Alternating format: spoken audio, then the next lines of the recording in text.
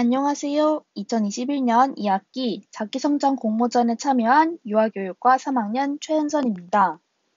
제가 이번 자기성장 공모전을 어떻게 활용하였는지 발표해 보겠습니다. 우선 발표하기에 앞서 제가 효과적으로 느낀 활용법은 개인차가 있으니 참고적으로 들어주시면 좋을 것 같습니다. 제가 이번 학습 성찰일지를 쓰면서 깨달은 공부법의 중요한 점은 세 가지입니다. 첫 번째, 학습 목표를 정확히 알고 가자입니다.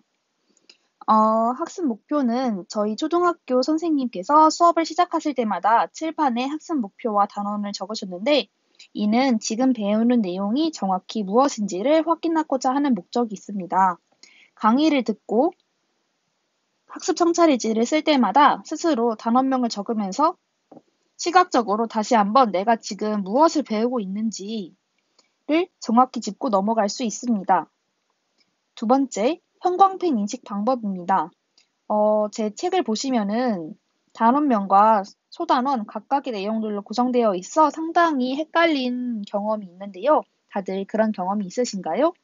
저는 큰 단원의 내용과 소단원의 내용을 헷갈려하는 경우가 많았습니다. 그래서 다른 형광펜 색깔로 내용을 구분하여 좀 더 시각적으로 한 번에 구분할 수 있도록 조정하였습니다. 예를 들면 여기 보시면 큰 단원은 언어의 기초, 작은 단원은 인간과 언어, 그리고 이 인간과 언어에서 언어의 중요성, 인간의 언어와 동물의 언어, 언어의 기원으로 나뉘거든요. 그래서 이 큰 목차, 작은 목차, 그리고 여기서 세분화된 목차를 적었습니다. 그래서 여기서 한번, 내가 이번 2주차 1차 시에는 이러한 내용을 배우는구나 라고 한번 느낄 수 있었고요. 여기 내용을 보시면 언어의 중요성, 인간의 언어, 동물의 언어, 언어의 기원을 초록색 형광펜으로 칠해서 좀 더 한눈에 알아볼 수 있도록 하였습니다. 그리고 여기에는 최대한 구조화해서 적었고요. 어려웠던 점, 언어의 기원, 멍멍설, 감탄사설, 딩동설, 공동설의 개념과 한계점을 구분짓는 게 어려웠다를 적고, 이러한 점을 집중적으로 다시 읽어보면 복습하고, 여기서 보강 내용을 적고, 다음 필기 내용에서 좀 더 자세하게 적었습니다. 여기 보시면은 제가 형광펜 기법을 사용한다고 말씀을 드렸는데요. 저는 초록색은 큰 목차, 파란색은 작은 목차, 분홍색은 추가적인 목차, 노란색은 강조해야 하는 것으로 나눴습니다. 근데 이건 개인마다 정하는 색깔이 다르기 때문에 참고적으로만 들어주시면 좋을 것 같습니다. 그래서 저는 여기 단원명, 아까 말씀드렸다시피 단원을 중요하게 생각을 해서 저는 스스로 한 번 더 인식할 수 있게끔 인간과 언어라는 단어를 여기 위에다 항상 적어주었고요. 여기에는 큰 목차를 적었고, 이 인간과 언어, 동물의 언어라는 작은 이 큰 목차에 추가적인 목차가 있어서 이건 분홍색으로 적어주었습니다. 그리고 강조하는 건 노란색으로 칠해 주었고요. 여기에도 자세히 보시면 언어의 기원이라는 거에 신이 만들었다와 인간이 만들었다로 나뉩니다. 그래서 저는 이렇게 인간으로 적을 수도 있지만 여기는 자유필기, 자유노트 페이지이기 때문에 좀 더 자세히 적고 싶어서 이렇게 적는 것보다는 이렇게 내용을 좀 자세하게 적었고요. 대신에 파란색 형광펜으로 인간을 칠해서 언어의 기원에는 인간 이렇게 두 가지가 나뉘는구나. 근데 신은 이렇게 나뉘고 한계점은 이렇게 되고 인간은 이런 식으로 나오는구나. 이런 식으로 필기를 하였습니다. 그리고 이 파란색은 교수님께서 알려주신 추가적인 내용을 적었습니다. 이러한 형광펜 방법은 나중에 시험 기간에 짧은 시간에 전범위를 복습하는 데 효과적으로 활용할 수 있었습니다. 실제로 저도 중간고사 범위 때 내용을 전범위로 복습하는데 원래는 이제 이전에는 학습 성찰일지를 활용하기 전에는 시간이 굉장히 오래 걸렸었는데 이번 학습 성찰일지를 적으면서 좀 더 단축해서 활용할 수 있었습니다. 여기 보시면 저는 학자 이름을 외우는데 약해서 따로 학자 이름, 사람 이름 이런 사람들을 이렇게 파란색 동그라미로 칠해서 멀리서 봤을 때도 한눈에 감탄사설에는 다윈이 있구나. 아, 공동선에는 루리아가 있구나. 이런 식으로 표시를 해주었고요. 여기 빨간색으로 멍멍설은 음성어를 모방. 한계점. 한계점은 다 빨간색으로 칠해서 한눈에 볼 수 있도록 하였습니다.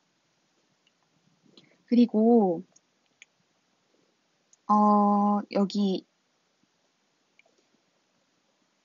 여기 보시면 제가 언어의 기본 요소라는 내용이 있는데요. 이 내용은 이해는 가지만 이 머릿속에서 마인드맵처럼 연결하기 어렵더라고요. 그래서 이런 내용은 직접 자유노트 페이지에다가 마인드맵을 직접 그려보면서 이런 식으로 정의를 노란색으로 적어두었고 형태소는 이런 식으로 나뉘는구나. 이렇게 문장도 나뉘고 여기 단어에 있는 특징을 적었고요. 음소도 특징을 적었습니다. 이런 식으로 구조화해서 학습을 효과적으로 할 수 있었고 보시면 저희 세 번째 활용 방법 팁은 궁금했던 점과 어려웠던 점을 확실하게 활용하는 것입니다. 매주 학습 성찰일지를 적으면 어려웠던 점과 궁금했던 점을 적는 칸이 있어요. 근데 저는 여기에다가 우선 적었어요. 우선 궁금했던 점, 뭐 예를 들어 스타브의 언어 기능 분류 중에 사회적 욕구의 주장과 통제의 개념이 비슷한 것 같은데 만약에 예를 들어 너는 여기 앉아라 같은 문장은 어느 기능에 속하는지 궁금했던 적이 있어요. 그래서 이제 이 점이 대체 뭘까 하고 우선은 여기다가 써놓고 다음 실시간 강의 때 교수님께 여쭤보고 그 교수님의 대답을 여기에 따로 적었습니다. 그래서 이제 나중에 시험 기간이나 뭐 복습할 때 보고서 아 맞다 나 이런 점을 궁금했었구나. 근데 그때 교수님께서 이런 식으로 답변을 해주셨다. 이런 식으로 상기를 시켜서 좀 더 효과적으로 학습할 수 있었고요. 여기도 이런 식으로 단어를 적었습니다. 여기도 예전 전공 수업 때 반두라는 사회학습 이론이라고 배웠던 것 같은데 여기서는 행동주의 이론 개념에 포함되어 있어서 어떤 게 맞는 건지 궁금하였다 하고서 여기는 제가 스스로 전공 책을 찾아봐서 답을 적었습니다.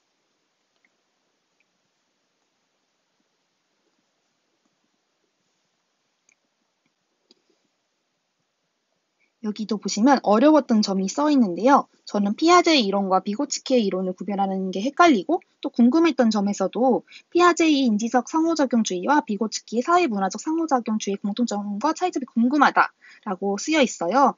그래서 저는 스스로 이제 공통점과 차이점을 책에서 살펴보거나 인터넷에 찾아보거나 교수님께 여쭤봐서 그에 대한 답을 적었습니다.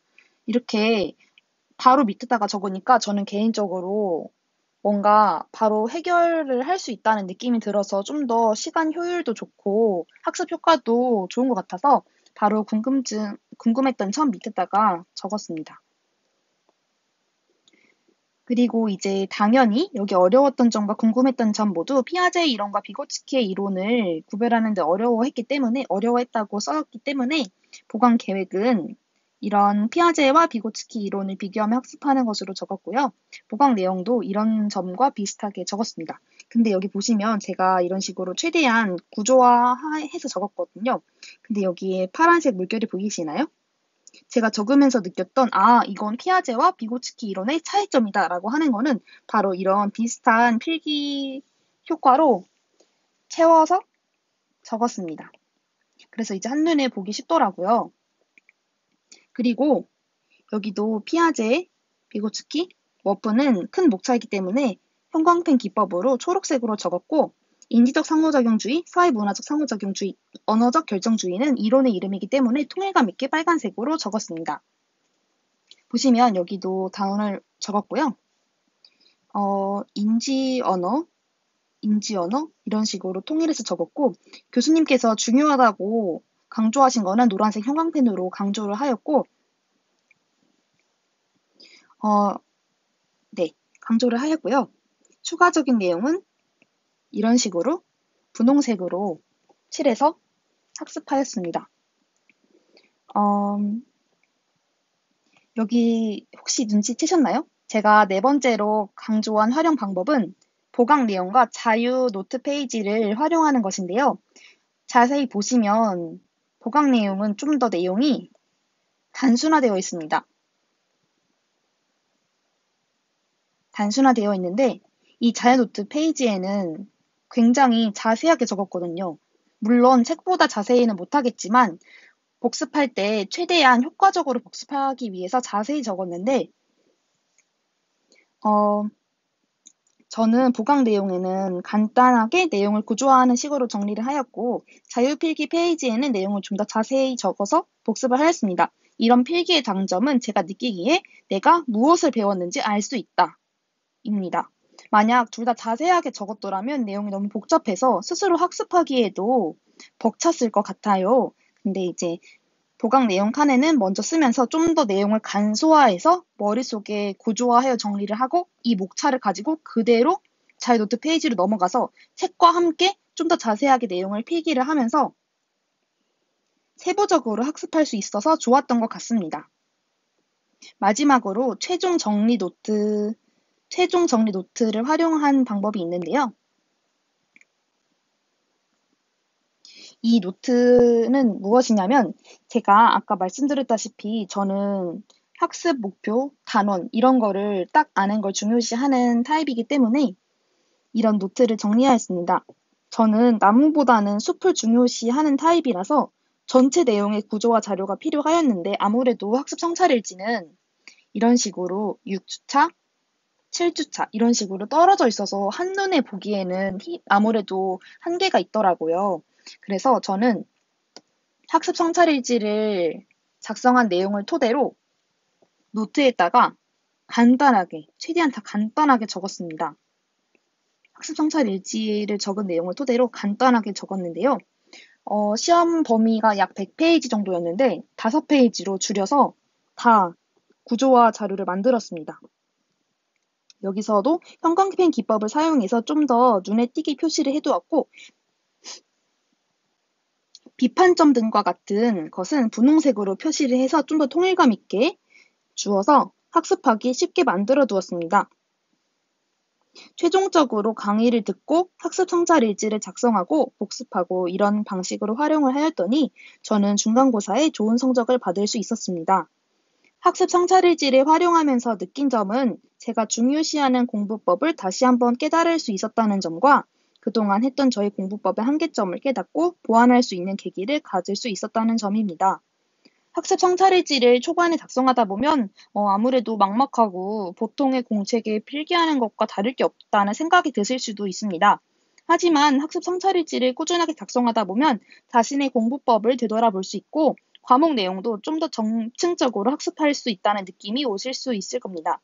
학습 성찰일지 작성에 어려움을 겪으시는 분들께서는 이러한 방법으로 활용해 보시는 건 어떨까요? 이상 2021년 2학기 자기성장 공모전 학습 성찰일지 활용 방법을 발표한 최은선이었습니다.